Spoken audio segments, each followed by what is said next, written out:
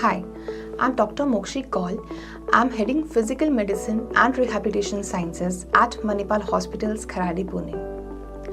Why everyone is talking about walking in water, exercising in water, or hydrotherapy? Is it really helpful? Is it effective? The answer is definitely yes. There are various reasons why I'm saying that walking in water or exercising in water is really helpful for our patients. Number one reason is, of course, when you walk in water or exercise in water, buoyancy is acting and you weigh less. So let's take an example. If you have an ankle injury or a knee injury, so the load that is coming on your knee joint is much less. It's hardly 1/6 or 1/7 of your body weight. Secondly, when you are exercising in water, you're walking against resistance or exercising against resistance.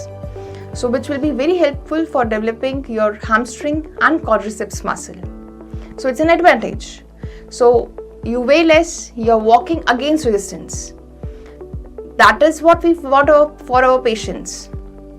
More than that, walking in water or exercising in water is a very soothing effect. You feel relaxed when feeling of water around the knee, around the body is itself very relaxing.